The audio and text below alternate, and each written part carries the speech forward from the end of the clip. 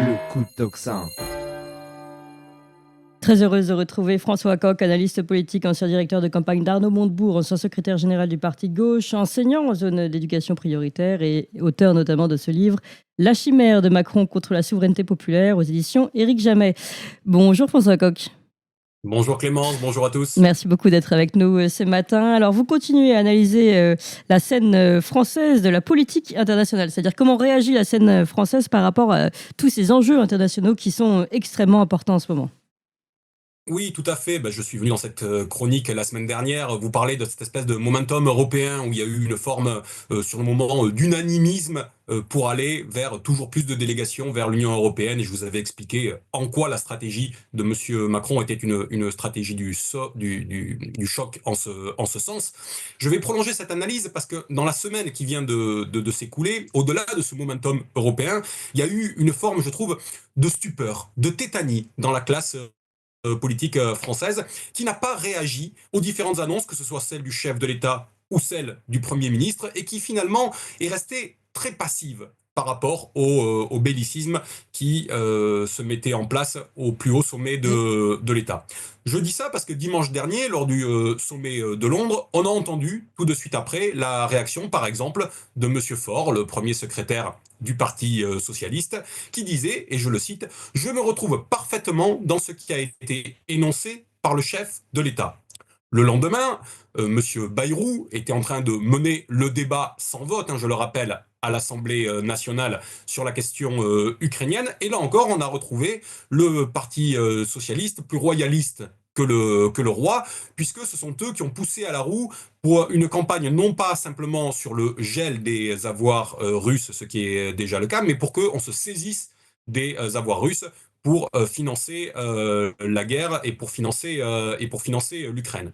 Mais plus loin dans la semaine, quand le chef de l'État est intervenu mercredi 5 mars à la télévision, avec un discours là aussi extrêmement clivant, extrêmement inquiétant, qui jouait beaucoup sur les peurs et extrêmement maximaliste, puisque comme son Premier ministre, il nous disait que l'Europe n'avait jamais été dans une situation aussi dangereuse depuis la fin de la Seconde Guerre mondiale, et qu'après les Ukrainiens, ce serait forcément notre tour à nous autres Français et Européens, eh bien les réactions ont été quand même très modérées. Je vais vous en donner deux extraits, celle de Monsieur Bardella, puisque je parle des principales oppositions, qui s'est contenté de dire d'une certaine manière, et je le cite là aussi, il faut sortir du déclaratif, ce qui est une invitation à agir, qu'on le veuille ou non, pour le chef de l'État, ou celle encore de M. Mélenchon, qui a commencé son tweet de réponse le soir même par ces mots « Oui, Macron dit vrai, c'est un changement d'époque ». Or, on connaît M. Mélenchon. Si M. Mélenchon commence par donner le point à M. Macron, c'est qu'il n'est pas dans l'opposition contradictoire qu'on peut lui connaître dans bien d'autres circonstances. Donc il y a là, chez toutes les oppositions, je ne parle pas de LR et de tous ceux qui accompagnent la politique gouvernementale, mais chez les principales oppositions parlementaires, il y a beaucoup de précautions. Il n'y a pas de rupture avec le président. Il y a une forme d'accompagnement passif et un laisser-faire, laisser-aller, qui ne cesse pas, par contre, moi, de m'inquiéter. Oui, et en fait, c'est un peu comme si ces oppositions politiques ne prenaient pas vraiment la mesure de ce qui est véritablement en train de se jouer sur la scène internationale. Et puis, encore plus étonnant du côté de Jean-Luc Mélenchon, parce qu'on connaît quand même sa façon, d'habitude, de pouvoir analyser la réelle politique internationale. Oui, d'une certaine manière, c'est comme si les oppositions n'avaient pas pris la mesure de l'offensive politique qui est en jeu. Alors, il y a le premier aspect que j'avais traité avec vous la semaine dernière, qui est effectivement le coup de force européiste et fédéraliste. Je n'y reviens pas, je l'avais déjà décrit à ce micro. Mais il y a deux autres aspects qui sont apparus encore plus clairement cette semaine. Le premier, c'est que c'est l'austérité qui est promise aujourd'hui à tous les Français. Imaginez quand même, le budget de la défense devrait passer de 2,5% du PIB à 5% du PIB d'ici 2030. Autrement dit, on avait un budget de la défense qui devait passer de 43 milliards d'euros par an, ce qu'il était en 2023, à 68 milliards d'euros par an. Ça, c'était la loi de programmation militaire 2024-2030 qui a été adoptée. C'était déjà une augmentation de 40%. Ce que nous a annoncé le chef de l'État, ce qu'a confirmé M. Lecornu, le ministre de la Défense, c'est que désormais, nous aurions un budget à l'horizon 2030 annuel de la Défense qui devrait être autour de 100 milliards d'euros par an. Ça veut dire 30 milliards d'euros par an supplémentaires, en plus de ce qui a déjà été énoncé. Mais dans le même temps, M. Macron, lors de son allocution télévisée, nous a annoncé que tout cela se ferait sans hausse d'impôts. Donc il faut bien comprendre que c'est une politique d'austérité derrière extrêmement forte, extrêmement puissante qui va être menée, avec des coupes radicales, toujours dans les mêmes secteurs qui vont être notamment les services publics et les services d'intérêt général. Ça, c'est le premier point. Et puis, le deuxième point par rapport à tout ça, c'est que l'Union européenne et la France et M. Macron cherchent à faire main basse sur l'épargne des Français et des Européens. Et de ce point de vue, il faut mettre les différents éléments qui sont intervenus ces derniers mois en résonance.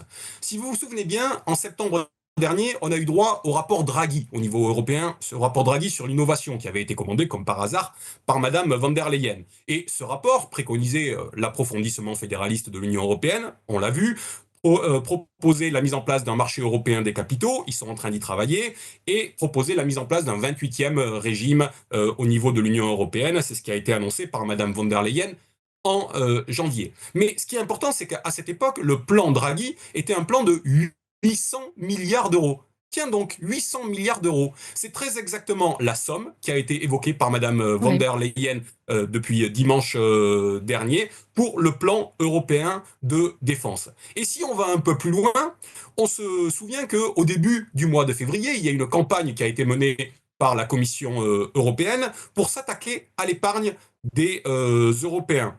À cette époque-là, cette campagne nous disait qu'il y avait 300 milliards d'euros par an d'épargne des Européens à récupérer, qui était comme ça en suspens, et la justification, qui était d'ailleurs déjà dans le rapport Draghi, était de dire que, par exemple, les fonds de pension européens ne représentaient que 32% du PIB de l'Union européenne, là où ils représentent 142% du PIB aux États-Unis ou 100% du PIB en Grande-Bretagne.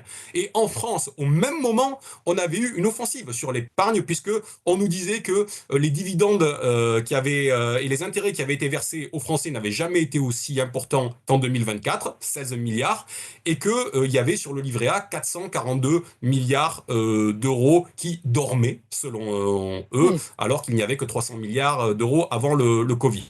Et d'ailleurs, il y avait des pistes de Bercy pour commencer déjà à récupérer cet argent.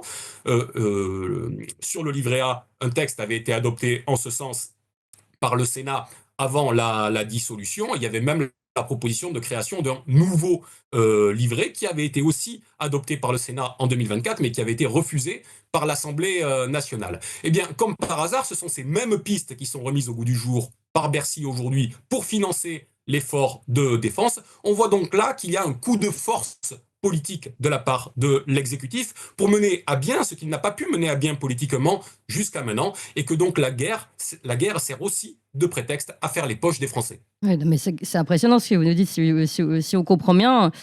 Voilà, on utilise le terme de guerre qui fait quand même très peur et qui peut être très très dangereux pour aller chercher l'épargne des Français. Et là, on a vraiment du mal à comprendre pourquoi les politiques, tous les politiques, vous avez cité Jordan Bardella, Olivier Faure, vous avez cité Jean-Luc Mélenchon, que font-ils aujourd'hui face à cette main basse ?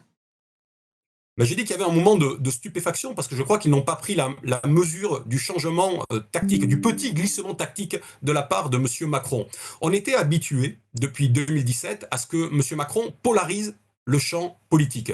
Il l'avait fait en 2017, lors de sa première élection présidentielle, il l'avait fait en 2022, il l'avait fait en 2024, même au moment des élections européennes. C'est-à-dire, il y a les partis et les formations qui sont du clan du bien, et il y a les partis et formations en tant que telles qui sont du clan du mal. Il y a les progressistes et les Européens, et puis de l'autre côté, il y a les Européens, les réactionnaires, les nationalistes, etc., etc. Tout ça, on connaît. Sauf que cette fois, la polarisation qui est en train d'être exercée par M. Macron n'est pas une polarisation du champ politique, de la scène politique institutionnelle, mais est une polarisation de la société elle-même. Et c'est donc justement là qu'on aurait besoin de partis politiques qui soient capables d'être l'expression de cet unanimisme ou de ce laisser-aller qui peuvent exister dans la scène institutionnelle, mais qui n'existent pas dans la population réelle, qui n'existent pas au sein du peuple. J'en veux pour preuve que si on regarde les sondages, alors je vous parle pas des sondages LCI où 254% des gens se sont déjà déclarés volontaires pour partir en première ligne dans le Donbass. Non, mais même les sondages qui nous disent que, par exemple, uniquement 44% des Français sont pour l'envoi d'une mission de la paix, ou que 67% sont d'accord pour l'envoi de troupes après la fin de la guerre, une fois que la paix aura été signée. Même cela va à l'encontre du discours dominant de M. Macron, parce qu'on sent qu'il y a une résistance populaire à ce discours général et à ce discours dominant. Il y a donc un espace. Il y a donc un débouché politique pour ceux qui ne veulent pas se laisser enrégimenter par la doctrine de la peur du président Macron. Enfin, j'entendais votre précédent intervenant, mais quelles sont les forces politiques institutionnelles qui aujourd'hui appellent par exemple à une grande marche pour la paix? Ce qui est la tradition et la culture de certaines d'entre elles, théoriquement, si on regarde l'histoire qui est la leur. C'est une proposition que je n'ai pas entendue descendre de la part des forces parlementaires. Pardon, c'est la tradition et la culture de qui? Pardon, juste François Coq. Vous dites c'est la tradition de certains partis. Là, ça fait partie de la culture politique des forces de gauche, normalement, d'appeler à des grandes marches et des grandes mobilisations populaires pour la paix. Elles l'ont fait à de nombreuses reprises par le passé, et je suis assez étonné que ce mot d'ordre n'ait pas été déployé depuis maintenant plusieurs semaines, plusieurs mois, plusieurs années, et encore plus dans ce moment un petit peu paroxystique que nous connaissons aujourd'hui.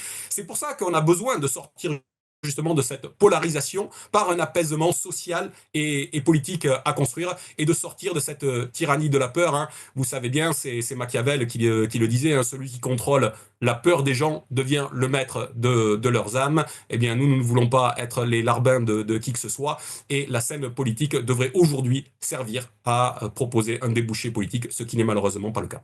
Merci beaucoup François Coq pour cette analyse, ce rappel des faits, ce rappel on va dire, de l'absence de réaction politique. C'était très enrichissant, et puis surtout ce rappel du plan Draghi qui était justement un plan à la même somme que celle qu'on nous annonce aujourd'hui Ursula von der Leyen avec Riam Europe. Je rappelle, François Coq, que vous êtes analyste politique, enseignant en zone d'éducation prioritaire. Puis je vais citer un autre livre, Alerte à la souveraineté européenne, ou encore L'impératif démocratique, aux éditions toujours Éric Jamet. Merci beaucoup François Coq. Vous avez aimé cette émission, vous voulez que l'on continue d'exister et de creuser ces sujets.